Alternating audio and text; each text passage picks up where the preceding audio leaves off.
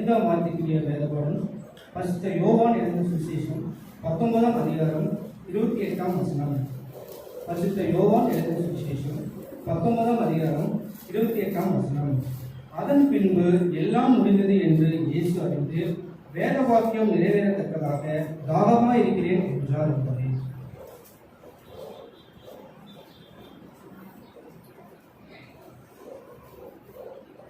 நாம் தலையை ஜெபம் செய்வோம்.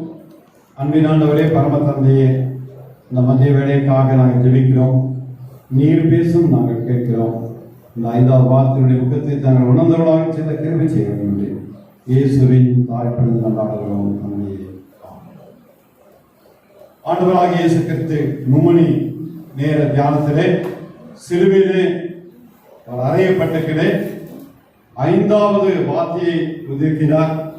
எவ்வளவு கஷ்டம், எவ்வளவு வேதனை, எவ்வளவு பிரச்சனை, எவ்வளவு நாவறட்சி என்பதை நாம் உணர்ந்து பார்க்கிறோம். அதன் பின்பு எல்லாம் முடிந்தது என்று இயேசு அறிந்து வேத வாக்கியம் நிறைவேறத்தக்கதாக தாகமாய் இருக்கிறேன் என்றார். யோவானின் நற்செய்தி 19ஆம் அதிகாரம் 28ஆம் வசனத்திலே தெளிவாக சொல்லப்படுகிறது. ஏது சொல்லப்படுகிறது என்றால், அதன் பின்பு எல்லாம் முடிந்தது என்று இயேசு அறிந்து, everything finished, it is over, வேற எதுவும் இல்லை என்று அறிந்துதான் அவர் சொல்கிறார் வேத வாக்கியம் நிறைவேறத்தக்கதாக. ஒவ்வொரு புதிய ஏற்பாட்டினுடைய கருத்துக்கு ஒரு பழைய ஏற்பாட்டு ரெஃபரன்ஸ் இருக்கு. அதனாலதான் பழைய ஏற்பாடு இல்லாமல் புதிய ஏற்பாடு இல்லை என்று நாம் கருதுகிறோம், நம்புகிறோம், விசுவாசிக்கிறோம்.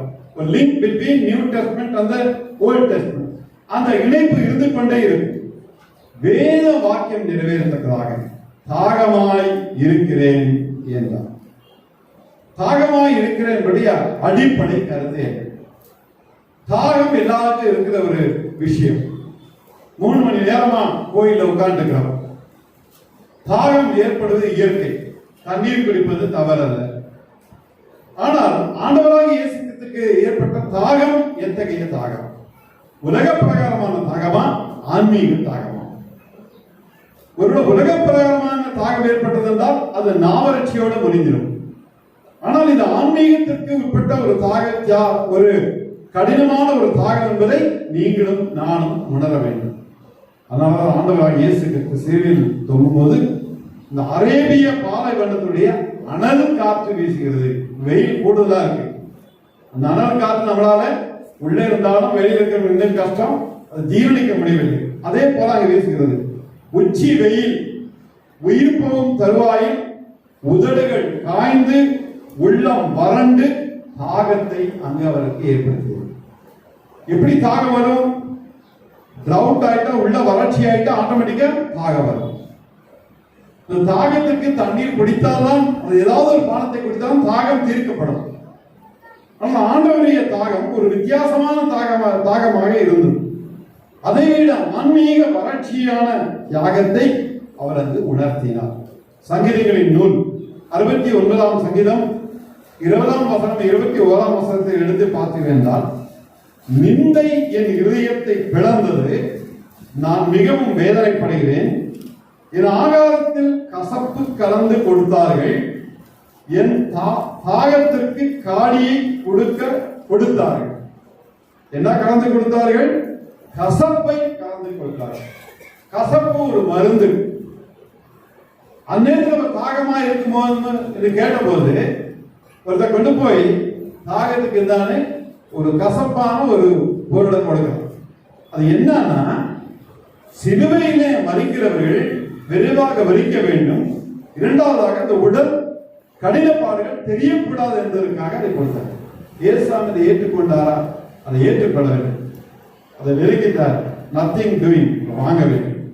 மிகவும் வேதனைப்படத்தக்கதாக அவர் அந்த கசப்பு கலந்து கொடுத்தார்கள். என் தாகத்திற்கு காடியை கொடுத்தார்கள். இந்த கசப்பு நாம் குடிக்க வேண்டிய பாவத்தினுடைய கசப்பு. கசப்பு என்கிற சொல் என்னென்றால் பாவம்.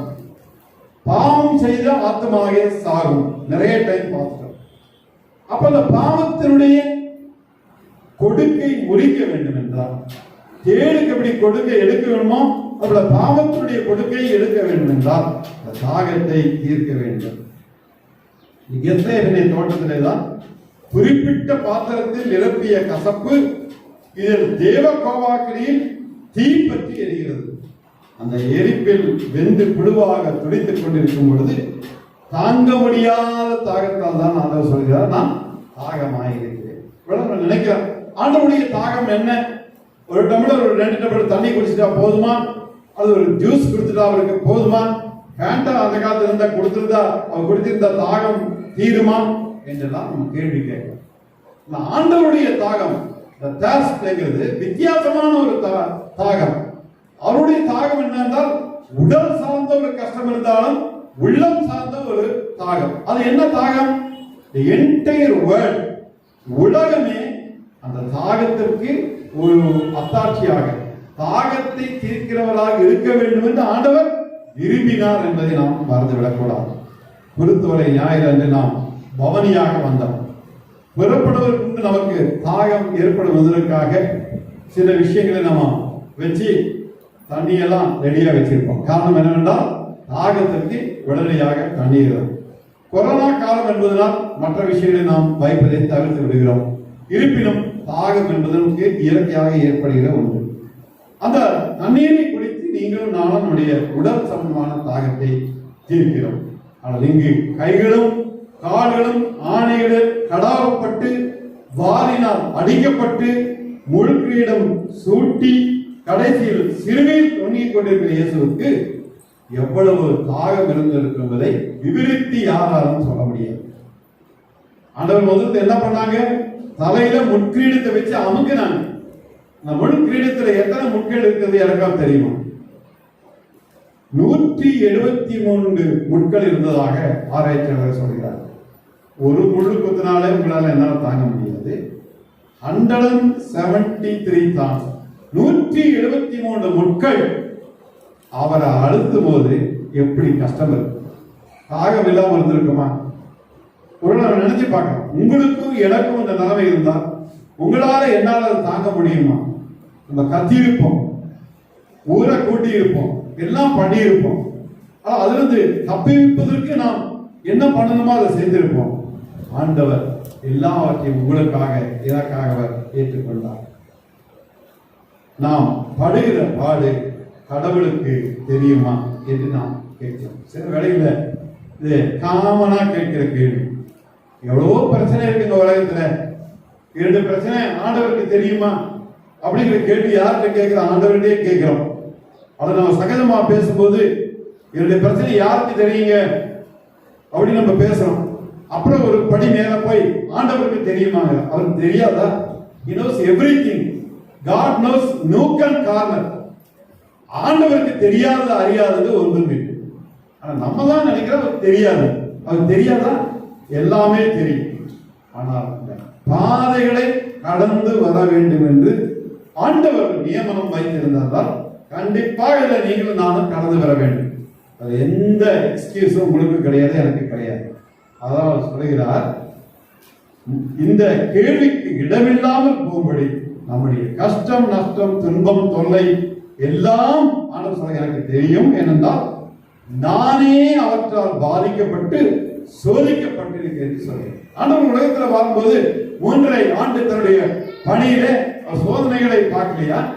சோதனைகளை சகிக்கிற மனுஷன் பார்க்கவாங்க அவருக்கு தெரியாதா? அவர் என்ன பண்ணாங்க? கல்லை வச்சு ஏன் அவருக்கு தெரியாதா? அப்பா ஆகுன்னு ஆகுமே, சாப்பிட்டு போய் பசியா இருக்கிறேன்னு சொல்றேன்னு அவரை கேலி பண்ணாங்க. அவர் என்ன சொன்னாரு? உன்னுடைய தேவனை பரீட்சை பாராதிருப்பார். ஆண்டவரை டெஸ்ட் பண்றதுக்கு நீங்களும் நானும் ஏமாத்திரம் காய்ச்சல டெஸ்ட் பண்ணலாம். நார்மலா காய்ச்சல் இருக்குதா, கூடுதலா இருக்குதா? ஆண்டவரை நீங்களும் நானும் டெஸ்ட் பண்ண முடியுமா? ஆண்டவர் வசனத்தை சொல்லுகிறார், இடம் கொள்ளாமல் போக மட்டும் உங்களுக்கு நான் கொடுக்க மாட்டேன்னு சோதித்து பாருங்க என்று சொல்றாரு. வசனம் வாசிக்கிறது நல்லதா இருக்கும். ஆண்டவரை நீங்களும் நான் டெஸ்ட் பண்ணி கேட்க முடியுமா? ஆண்டவரே கொஞ்சம் தான் நீங்க கொடுத்துருக்கீங்க, வசனத்துல சொல்லியிருக்கீங்க, இடம் கொள்ளாமல் போக மட்டும் கொடுக்கிறேன்னு எனக்கு நீங்க தரலையே அப்படின்னு கேட்க முடியுமா? ஆண்டவருக்கு வித்தியாசமாகத்தான் பதில் தருவார். கொடுக்கிற வேலையில அதை தருவேன் என்று சொல்லுவார். அந்த கடின பாடுகள் அமைவதால் தான் ஆண்டவர் தாகமாய் இருக்கிறேன் என்று சொல்கிறார். இயேசு தாகமாய் இருக்கிறேன் என்ற அந்த வார்த்தை சொல்ல வேண்டும் என்றால் இன்று உங்களிடத்திலே என்னிடத்திலே இந்த தாகத்திற்கு அர்த்தம் இல்லாமல் போய்விடும். சங்கீதங்களின் நூல் 42ஆம் அதிகாரம் முதல் வசனத்தை நீங்கள் வாசிக்கிறீர்கள் என்றால், மானானது நீரோடைகளை வாஞ்சித்து கதறுகிறது என்று சொல்வது போல இங்கு இயேசுவானவரின் வாஞ்சை வெளிப்படுகிறது. மானுக்கு தண்ணி வேணும், நீரோடையை பார்த்து கத்துது. அந்த நீரோடை கிடைச்ச உடனே வாயை திறந்து தண்ணீரை குடிக்கிறது. நம்முடைய தாகம் எப்படிப்பட்ட தாகமாய் இருக்கிறது? நம்மோடு அவர் போதனை பண்ண விரும்பி தாகமாய் இருக்கிறேன் என்றார். விருந்துக்கு வீட்டுக்கு வரணும், ஃபர்ஸ்ட் ஹோட்டல்ல போனாலும் முதல்ல என்ன வைப்பாங்க? தண்ணி தான் வைப்பாங்க. வீட்டுக்கு வந்தாலும் முதல்ல என்ன பண்ணுவோம்? இவ்வளவுதான் பிரசியஸா நம்ம செஞ்சிருந்தாலும் தண்ணி தான் ஃபர்ஸ்ட் வைப்போம். அதுக்கு பின்னாடி தான் மற்றதை கொடுப்போம். Water is important one. தண்ணி தான் முக்கியம், அதற்கு பின்புதான் மற்றது. ஆண்டவரோடு பந்திருக்கும் போது தண்ணீரை உட்கொள்வது நன்று. இயேசு தாகமாக இருக்கிறது சொல்லும்போது பூரண மனிதராக விளங்குகிறார். நிறைய பேர் நினைத்தது போல இறைவன் ஆண்டவராக இறைமைந்தனாக வந்திருந்தால் அடிச்சாலும் வலிச்சிருக்காது, உதைச்சாலும் வலிச்சிருக்காது, முள்முடி போட்டிருந்தாலும் ஒரு விட்டு வலிச்சிருக்காது. ஆனால் இறைமைந்தன் மனுமகனாக கன்னிமரியாளுக்கு மகனாக அவர் பிறந்ததனால் எல்லா வரியும் வந்த. ஏனென்றால் இறைவன் இறைவனாக வரவில்லை, தன்னை தாழ்த்தி உங்களுக்காக எனக்காக வானம் விட்டு ஒரு பூமி வந்தார். அதனாலதான் இந்த கோலம். தண்ணீரை நல்லா பண்ணீங்க, உண்டாக்கினவர் தண்ணீருக்காக எங்கிறாங்க. படைப்பின் நிகழ்ச்சியில பார்க்கிறோம், தண்ணீர் உண்டாகிறது என்று சொன்னால் தண்ணீர் உண்டாயிற்று. மகா பெரிய சமுத்திரங்கள் உண்டாயிற்று. அவ்வளவு உருவாக்கினவர் அவர்தான். பிதாவாகிய தேவன் குமாரனாகிய இயேசு கிறிஸ்து இந்த உலகத்துக்கு அனுப்பியருடைய நோக்கம் நிறைவேறத்தக்கதாக அதை செய்தார்.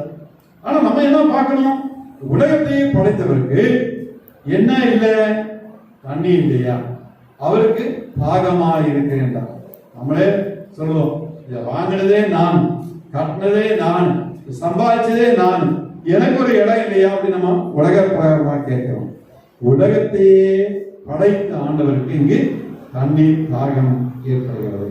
ஏசாயாவின் நூல் 40ஆம் அதிகாரம் 12ஆம் வசனத்தை நீங்கள் பார்த்திருந்தால், தண்ணீர்களை தமது கைப்பிடியால் அளந்து கொட்ட கூடியவருக்கு தாகம் ஏற்படலாம்.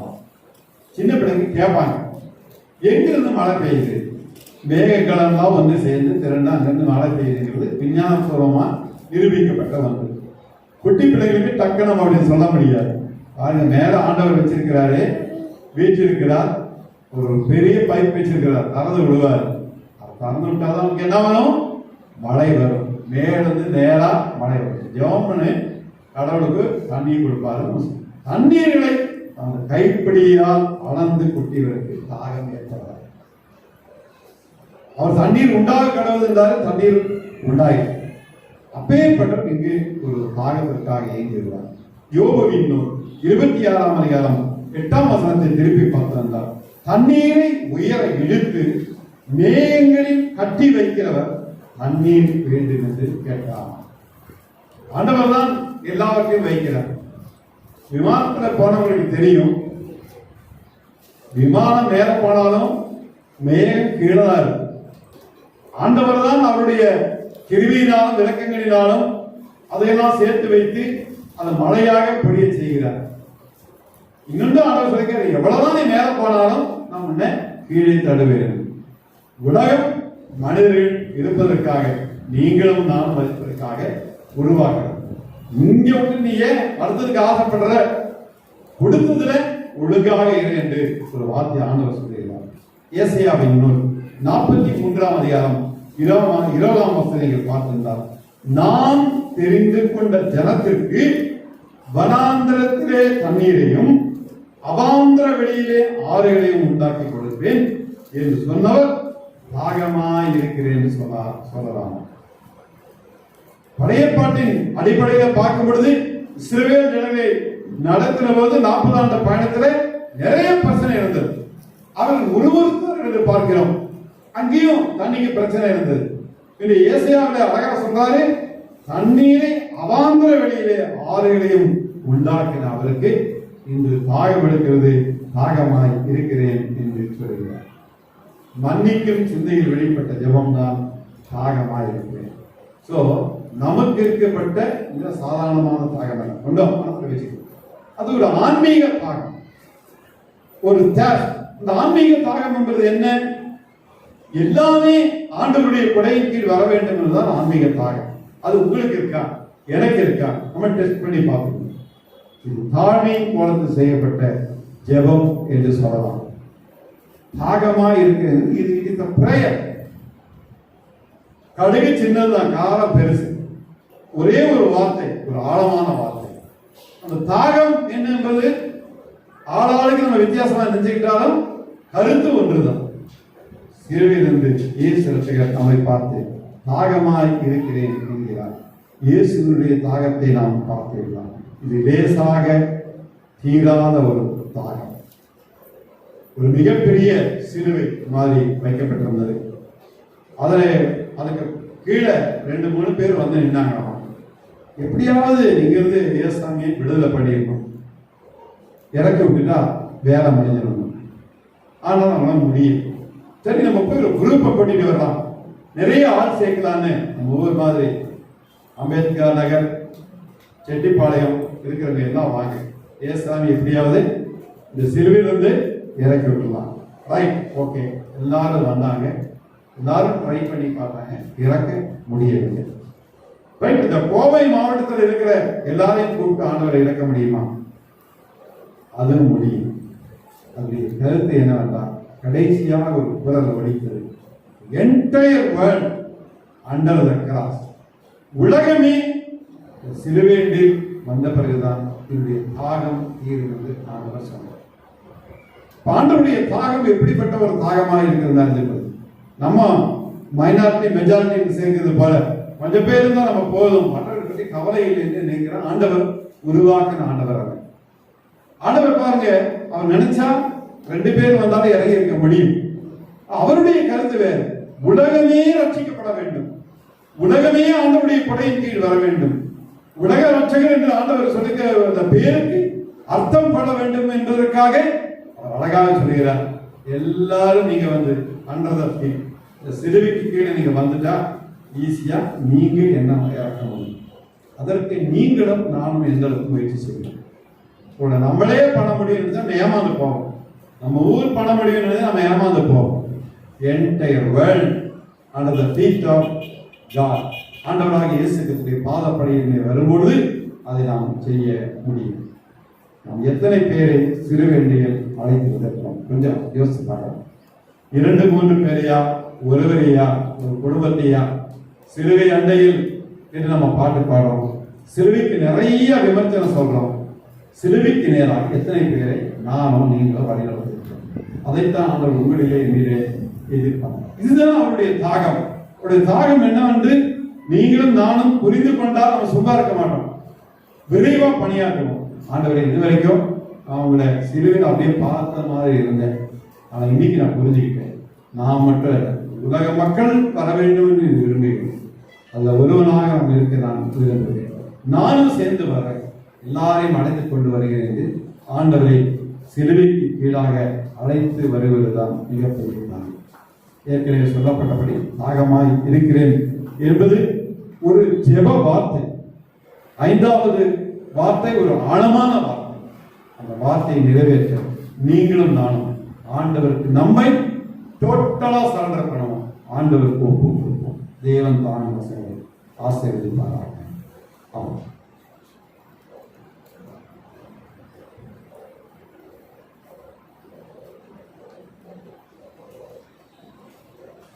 நாம் மீண்டுமாக ஆண்டவருக்கு நன்றி செலுத்த 120வது பிராமணை பாடுவோம். முடிந்தது என்கிற தலைப்பில் வருகிற பாடல். பூரண வாழ்க்கையை தெய்வாசனம் விட்டு தாம் அந்த நோக்கம் யாவுமே இதோ முடிந்தது. இந்த பாடல் முடிந்த பிறகு திருமறை பகுதி 6ஆம் திருமறை பகுதி வாசிக்கப்படும். அதற்கு பின்பு அருளுரை கொடுக்கப்படும்.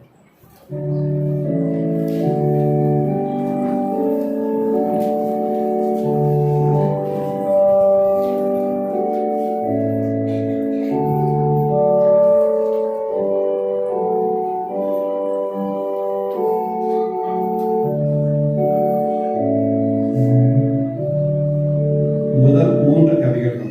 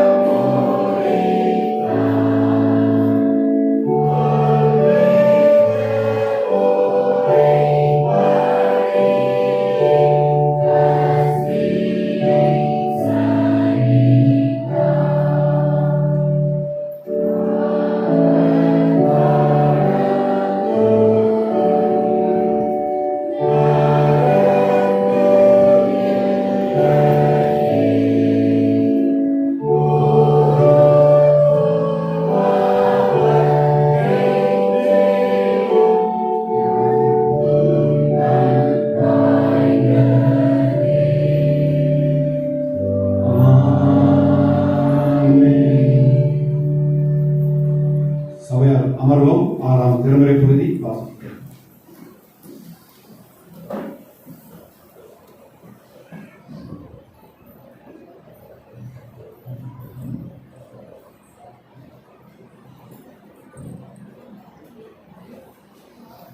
ஆறாம் வார்த்தைக்காக குறிக்கப்பட்ட வேத வசனம் யோவான் எழுதின சுவிசேஷம் 19ஆம் அதிகாரம் வசனங்கள் 29 முதல் 30 முடிய. பரிசுத்த யோவான் 19 வசனம் 29 முதல் 30 முடிய. காடி நிறைந்த பாத்திரம் அங்கே வைக்கப்பட்டிருந்தது. அவர்கள் கடற்காளானை காடியை தோய்த்து ஈசோப்பு தட்டில் மாட்டி அவர் வாயினிடத்தில் நீட்டி கொடுத்தார்கள். இயேசு காடியை வாங்கின பின்பு முடிந்தது என்று சொல்லி தலையை சாய்த்து ஆவியை ஒப்புக் கொடுத்தார். வாசிக்க வேண்டிய 6ஆம் வார்த்தை இயேசுவே மகிழ்ந்தார். செய்வோம். நல்ல ஆண்டவரே, கடந்த முறையும் குமாரா இயேசு கிறிஸ்து 5 வார்த்தைகளை குறித்து சுமத்து 6வது வார்த்தை கடந்து செல்கிறோம். இறுதி 2 வார்த்தைகளை நாங்கள் கவனத்தோடு உற்சாகத்தோடு கவனிக்கிறதாக சிந்தனை ஒருமுகப்படுத்தும் தலைப்பு சோதனையில் அவற்றை அழைக்கிறோம். ரட்சகருடைய பிரமா இயேசு நிமித்தம் தாழ்மொழி ஜீவனம் ஜீவனம் கற்றார்கள். ஆமென். அன்பானவர்களே, மெய்யாகவே இந்த தியான ஆராதனை பங்குவதை குறித்து அதிகம் மன திருப்தியும் மகிழ்ச்சியும் எனக்கு உண்டு. காரணம், கடந்த 6 வருட காலமாக ஆங்கிலத்தில் தான் இந்த குட் ஃப்ரைடே சர்வீஸை நடத்தி கொண்டிருந்தேன், பிரசங்கித்துக் கொண்டிருந்தேன். 6 வருடத்துக்கு பிறகு இந்த தமிழிலே இதோடு தியானம் செய்து பயன்படக்கூடிய கல்விக்கு ஆண்டவர் கொடுத்தால் அதில் ஆண்டவருக்கு நான் நன்றி செய்கிறேன். அதிக மகிழ்ச்சி மனதிற்கு இப்பொழுது எனக்கு இருக்கிறது. இரண்டாவதாக மறுபடியுமாக அன்புக்குரிய நண்பர் என்று சொல்லிக்கூட என் குடும்ப நண்பர் 1000 பேருக்கு நன்றியை தெரிவித்துக் கொள்கிறேன். செக்ரட்டரி புஸ்தக காமியர்களுக்கும் நன்றியை தெரிவித்துக் கொள்கிறேன். குடும்ப நண்பர் என்று சொல்வதில் நான் தெரிவித்துள்ளேன் என்றால் அவருடைய 2வது மகள் மெடோனாவுக்கு மெடோனா என் பெயருக்கு நாஸ்தானம் போட்டு நான் தான் ஈரோட்டில் அவர் பணியாற்றி கொண்டிருக்கும் போது நான் ரயில்வே காலனி ஒரு ஆங்கில தமிழ் ஆலயத்தில் பணியாற்றி கொண்டிருந்தேன். அப்பொழுது அவர் பள்ளிக்கூடத்தில் பணியாற்றி கொண்டிருக்கும் போது சேர்மனாக இருந்து அந்த குடும்ப ஐக்கியத்திலும் குடும்ப நண்பராக இன்றும் நாங்கள் இருந்து கொண்டிருக்கிறோம். அவருக்கு எனக்கு நன்றி தெரிவித்துக் கொள்கிறேன். நேரம் கடந்து விட்டது. இன்னும் சரியாக 3 மணி தியானம் என்றால் இன்னும் 13 நிமிடங்கள் தான் இருக்கின்றன. ஆனால் இன்னும் 2 வார்த்தைகள் இருக்கின்றன. அதனால் நான் விரைவாக கடந்து சென்று 1000 7 வார்த்தைகள். ஆகவே 3 மணிக்கு மேலாக போகக்கூடும். சபையாக கொடுத்துக்கொள்ளுடைய கேட்டுக்கொள்கிறேன். ஆண்டவராகிய இயேசு நமக்காக சிலுவையிலே 6 மணி நேரம் தொங்கியிருக்கிறார். நாம் ஒரு 3.5 மணி நேரம் ஆலயத்தில் உட்காரக்கூடாதா? அவனுடைய வார்த்தைகளை தியானம் இருக்கிறார். ஆகவே அதை குறித்து நீங்கள் அதிருப்தி அடையாமல் முணுமுணுக்காமல் இன்னும் 2 வார்த்தைகளை பற்றி தியானத்தை கவனத்தோடு ஆவியோடு கருத்தோடு சிந்தித்து கடந்து செல்வோம். ஆண்டவர்களுக்கு பலத்தையும் சக்தியும் கொடுப்பாராக. 6 மணி நேரம் தொங்கி ஆண்டவருடைய வார்த்தையை நாம் 6 மணி நேரம் தியானிக்க வேண்டும். நமக்கு 6 மணி நேரம் 6 மணி நேரம் அது 3 மணி நேரமாக குறைக்கப்பட்டு ஒவ்வொரு ஆலயத்திலும் 3 மணி தியானமாக தியானிக்கப்பட்டு வருகிறது. இருந்தாலும் கவனத்தோடு இருக்கிறீர்கள். கர்த்தரை ஆசீர்வதிப்பாராக. கடைசியாக ஆண்டவர் சொன்ன வார்த்தை தாகமாக இருக்கிறேன் என்று சொல்லி எல்லாம் முடிந்தது என்று சொல்லி ஜீவன் எடுத்தார். யோவான் 19:30 எல்லாம் முடிந்தது. It is finished. ஒருவேளை அரேபிக் வார்த்தையை சொல்ல வேண்டுமானால் இன்சலாம் என்பது எல்லாம் முடிந்தது என்பது வார்த்தைக்கு அரேபிக் வார்த்தை. அந்த அப்படித்தான் ஆண்டவர் 6வது வார்த்தையை உச்சரித்தார். எல்லாம் முடிந்தது. நம்முடைய நேரமும் முடிந்து கொண்டுதான் இருக்கிறது. ஆனாலும் கூட 2 வார்த்தைகளை நாம் கவனித்துவிட்டு நாம் கடந்து செல்வோம். முதலாவதாக ஒரு டாக்டர் ஒரு நோயாளிக்கு ஒரு அறிவுரை கொடுத்தார். உங்களுக்கு இன்னும் 2 மாதம் தான் இருக்கிறது வாழ்வதற்கு என்று சொல்லி அதை அதிர்ச்சியான தகவலை கொடுத்தார். அவரும் அதை புரிந்து கொண்டார். என்று அப்படிப்பட்ட வியாதி அவருக்கு. ஆகிய டாக்டர் கணக்கு பார்த்து அவருக்கு 2 மாதம் தான் நீங்கள் இருப்பதற்கு அப்படின்னு சொன்ன உடனே அவர் அதை கொடுத்து பயப்பட்டு திகழடைந்தவராக இல்லாதபடி எல்லா ஆயத்திலும் ஈடுபட்டார். தன்னுடைய பிள்ளைகளுக்கு சொத்து சுகங்களை கொடுத்துக் கொடுத்தார். தன்னுடைய தொழிற்சாலையினுடைய பங்குதாரர்களுக்கு எல்லாருக்கும் தன்னை கொடுத்துக் கொடுத்தார். இன்னும் பல்வேறு காரியங்களை அவர் செய்து முடித்தார். பிறகு எந்த விதமான வருத்தமும் இல்லாமல் மரித்தும் போனார். ஆகவே தன்னுடைய வாழ்க்கை முடியப் போவது என்று அறிந்தவுடனே எல்லா ஆயத்தையும் அவர் செய்து முடித்து எந்த விதமான வருத்தமும் இன்றி அவர் மரித்தார். He died without any regret. Having finished his work. எல்லாவற்றையும் முடித்துவிட்டு எந்த விதமான வருத்தமின்றி அவர் மரித்து போனார். நமக்கு எப்போது மரணம் சம்பவிக்கும் என்று நமக்கு தெரியாது. We do not know when we die. எப்பொழுது மரிப்போம் என்று நமக்கு தெரியாது. பிறப்பதும் இறப்பதும் தேவ செயல். இடையில் இருப்பது வாழ்க்கையாகும். நாம் ஆண்டுடைய சித்தத்தின்படி பிறக்கிறோம். ஆண்டுடைய சித்தத்தின்படி நாம் மரிக்கிறோம். ஆகவே ஆண்டவர் நம்மை எடுத்துக்கொள்வதை நாம் உலகத்தை வாழ்ந்துதான் தேவை வேண்டும். தற்கொலை நினைவு கொள்வதே பெரிய பாவம். தனக்குள்ளே சாவை நினைக்கிறவன் கர்த்தருக்கு அருவருப்பானவன். ஆகவே நம்முடைய ஆயுளை நம்முடைய ஜீவனை ஆண்டவர் கொடுத்தார். கொடுப்பதும் எடுப்பதும் அவருடைய கருத்தில் தான் இருக்கிறது. ஆண்டவரால் கொடுக்கப்பட்ட அந்த ஜீவனை நீ உன்னுடைய சுய முயற்சியினாலே அழித்துக் கொள்வாயானால் அது உனக்கு சாபம் தான். அது உனக்கு ஆசீர்வாதமாக இருக்காது. சரி, மரணம் எப்பொழுது என்று நமக்கு தெரியாது. ஆனால் கேள்வி என்னவெனில், நாம் மரணத்தை சந்திக்க ஆயத்தமாக இருக்கிறோமா? நாம் நல்ல வாழ்க்கை வாழ்ந்தோமா அல்லது வீணடித்தோமா? கடவுள் கொடுத்த பணியை நிறைவேற்றிருக்கோமா?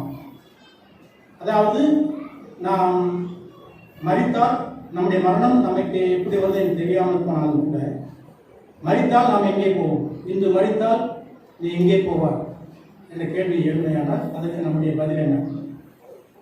மோட்சம் நரகம் என்பதை நாம் உறுதியாக இருக்கிறோம், விசுவாசிக்கிறோம். ஒரு சமயம் ஒரு கத்தோலிக்க பாதிரியார் பார்க்கலை அமர்ந்து கொண்டு கிறிஸ்தவ புத்தகத்தை படித்துக் கொண்டிருந்தார்.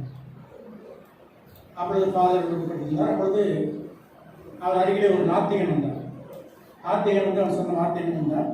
ஐ don't believe in heaven, there is no such place. நான் மோட்சத்துக்கு நம்பவில்லை, மோட்சம் என்ற ஒரு இடமே இல்லை என்று அவன் சொன்னான். அதை கேட்ட அந்த கேத்தலிக் ஃபாதர் கண்டுகொள்ளாமல் மறுபடியும் புத்தகத்தை படித்துக் கொண்டே இருந்தார். மறுபடியும் அவன் அருகில் வந்தான். மோட்சம் என்ற ஒரு இடமே இல்லை,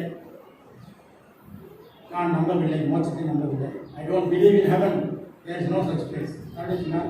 மறுபடியும் ஃபாதர் ஒன்று கண்டுகொள்ளாமல் புத்தகத்தை படித்துக் கொண்டே இருந்தார்.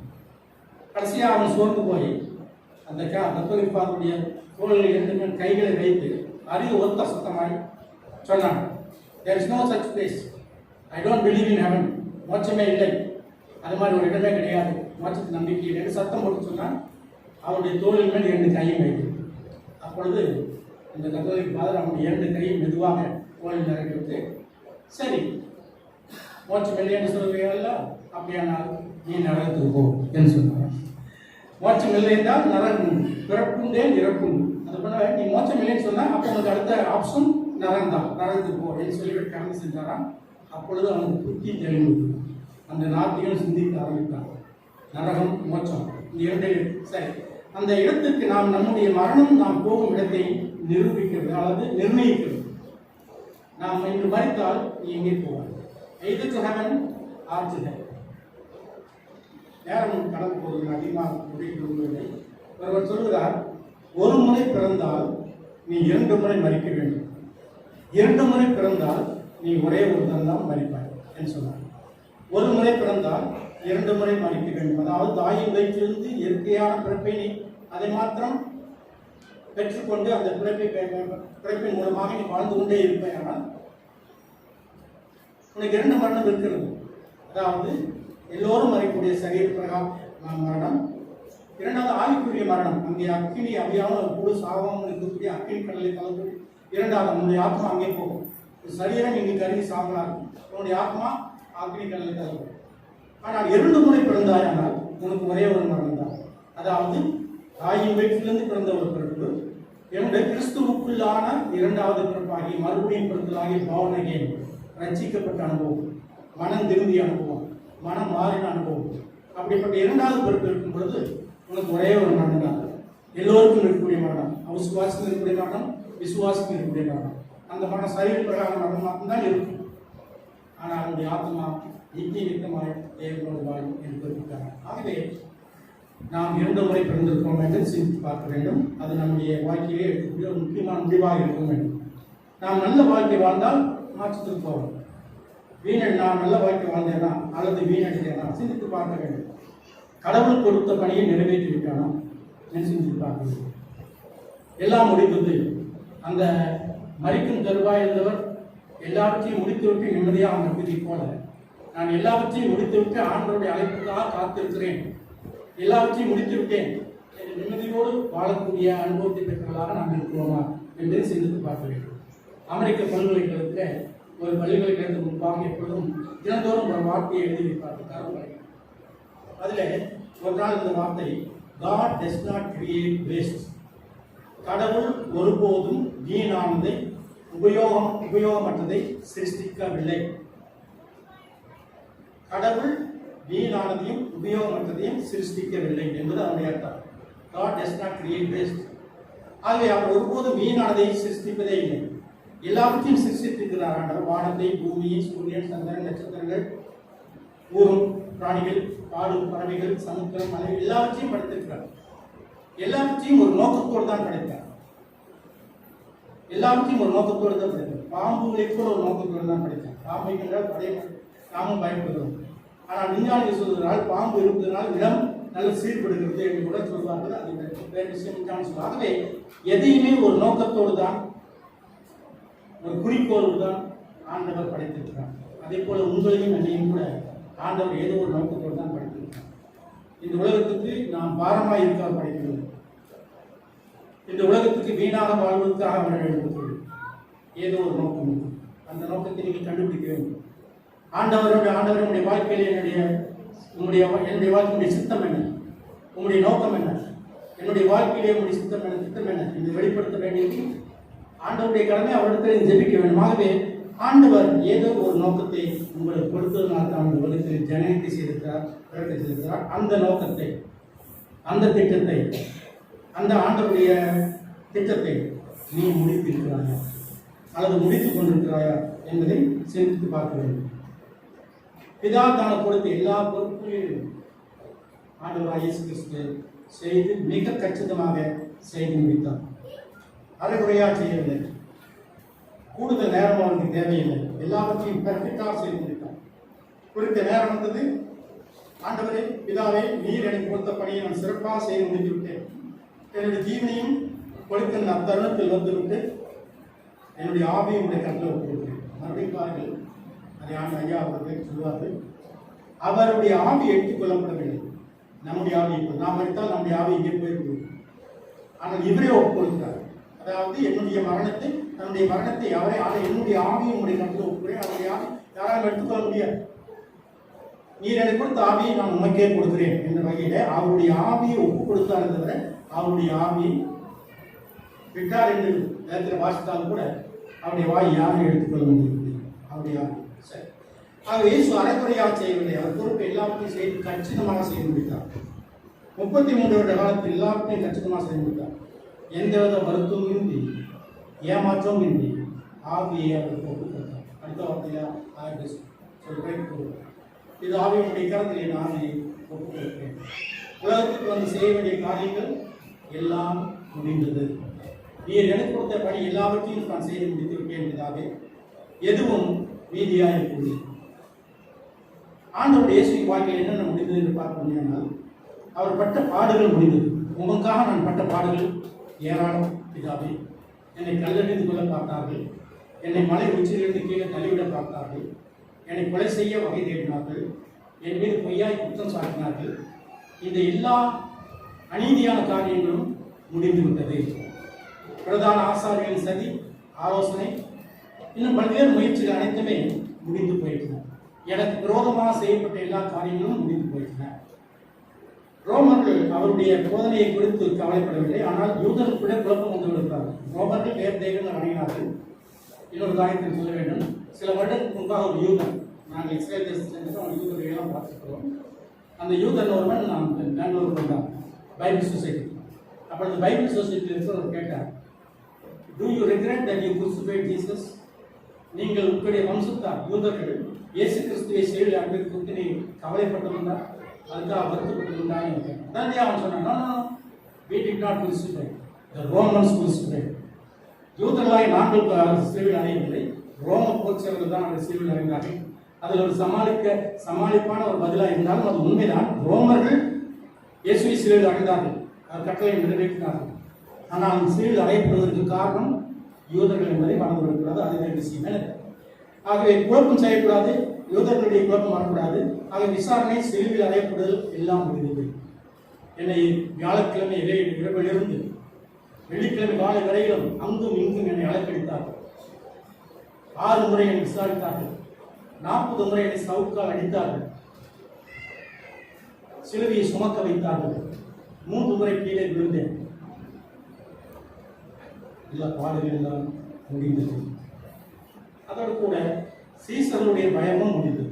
சீசர்கள் பயப்பட்டார்கள், ஐயோ நம்முடைய ரபி போதகரே சிலையில் அடைந்து விட்டார்களே, இனி நாம் என்ன செய்வது என்று பயம் இருந்தாலும் கூட அவரோடு இருந்தது நிமித்தமாக அவருக்கு பயம் இருந்தது. இப்போது அவர் சிலையில் அடைந்து விட்டார்கள், அவருக்கு பயம் நினைக்கிறது. அவரோடு இருக்கும் வரை நீயும் அவரோடு கூட இருந்தவன் தான், நீயும் கலிலேயன் தான் என்று பேதுருவை பார்க்கிறேன். பயந்தான், ஓடினான், மறுதளித்தான். ஆகவே சீடர்கள் இயேசுவோடு இருந்தாலும் கூட அவர்களுக்கு ஒரு பயம் இருந்தது. இயேசுவை கொலை செய்ய தேடுகிறவர்கள் நம்மையும் கூட கொலை செய்வார்கள் என்ற பயம் இருந்தது. இப்படி இயேசு சிலுவையில் அறையப்படுகிறார், கொலை செய்யப்படுகிறார், இனிமேல் நமக்கு பயம் உண்டு. ஆகவே சீசருடைய பயம் முடிந்தது. 4வதாக சிலுவை மரணத்தின் ஓரம் முடிந்தது. சிலுவை ஆணி அடித்து முட்குடி சூழப்பட்டு அறை நிர்வாணமாக்கி சிலர் அறை தொங்க வைத்து 6 மணி நேரம் தொங்க வைத்து ஆடுகள் பொதுவாக சிலர் அறையப்பட்டு ரத்தம் அதிகமாக வடிந்தனால மறைக்க மாட்டாங்க. ஹார்ட் அட்டாக், இறுதிய ஹார்ட் அட்டாக்னால மறைப்பார்கள். சிலுவையில் அறையப்பட்டவர் மறிப்பதற்கு குறைந்தது 3 நாள் ஆகும். அந்த 3 நாளும் அவர் மறிக்கவில்லை என்றால் சிலுவை மரத்தின் அடியிலே புகை ஊற்றுவார்கள். புகையை நெருப்பு ஊட்டி புகை போடுவார். அந்த புகையானது அவருக்கு மேலேறி அவர் மூச்சு திணறி அந்த சிலுவையிலேயே மறிப்பார்கள். இதெல்லாம் வரலாற்று சம்பவங்கள் குறிப்புகள். ஆகவே அப்படிப்பட்ட சிலுவையில் என்ன செய்த அவர்கள் கொடூரம் முடிந்துவிட்டது. எல்லாத்துக்கும் மேலாக நீர் எனக்கு கொடுத்த மனித அவதாரத்தின் நோக்கம் நிறைவேறி விட்டது. தேவன் தம்முடைய ஒரே பேரான குமாரன் விசுவாசம் எவனும் அவன் கெட்டுப்போவான் தீயை நடைபெற்று அவரை தந்தலை இவ்வளவாய் உழைத்து அனுபவம் எங்கே இருக்குது? 3. ஆகவே நீர் இந்த உலகத்தின் மேல் வைத்துள்ள அன்பின் அடையாளம், அன்புக்கான திட்டம் நிறைவேறி முடிந்தது. எல்லாவற்றுக்கும் மேலாக பலி செலுத்தும் முறைக்கு முடிவு வந்தது. பழைய ஏற்பாட்டின் காலத்திலே யூதர்கள் எபிரேயர்கள் தங்களுடைய பாவத்துக்காக பலிகளை செலுத்தினார்கள். ஆடுகளை செலுத்தினார்கள். ஆடுகளை வந்து ஆட்டு மேல் கையை வைத்து விடுவார்கள். அப்பொழுது அவர் செய்து பாவங்கள் அந்த ஆட்டு மேல் சென்றுவிடும். பிறகு ஆட்டை பலிவிட்டு பலி செய்வார்கள். அப்பதான் ஆசாரம். இதுதான் பழைய ஏற்பாட்டினுடைய பாரம்பரியமும் வழக்கமும் இருந்தது. அந்த பலி செலுத்தும் முறை இனிமேல் தேவையில்லை. கிறிஸ்து நமக்காக பலியானார். இனிமேல் நீங்கள் பலி செலுத்த தேவையே இல்லை. உங்கள் அனைவரும் சார்பாக உங்களுடைய பாவங்களுக்காக ஆண்டவராக இயேசு கிறிஸ்து பலியானார். கிருபாதார பலி அவரே. அந்த கிருபாதார பலியாக பலி செலுத்தும் முறையும் முடிந்தது. எல்லாத்துக்கும் மேலாக பிசாசின் கதை முடிந்தது. சாத்தானுடைய கதை முடிந்தது. அவர் உன் தலையை நசுக்குவார்.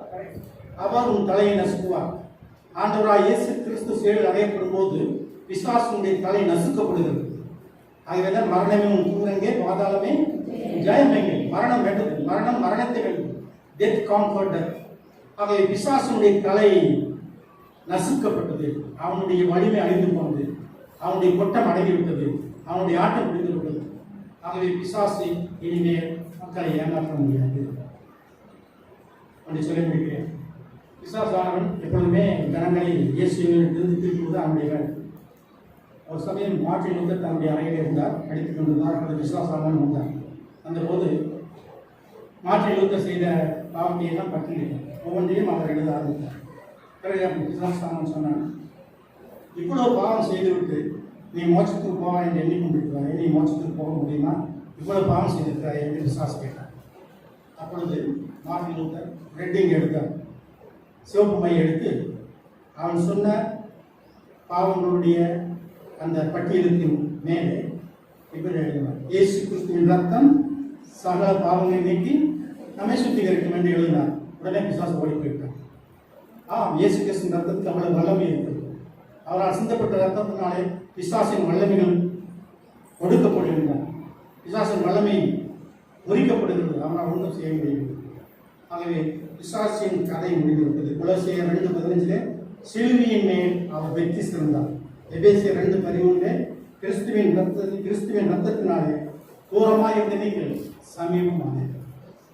ஆகவே இப்படிப்பட்ட காரியங்கள் ஆண்டுடைய சிலுவை மரணத்திலே முடிந்தது என்று நினைத்து தான் ஆண்டவர் முடிந்தது என்று சொன்னார்.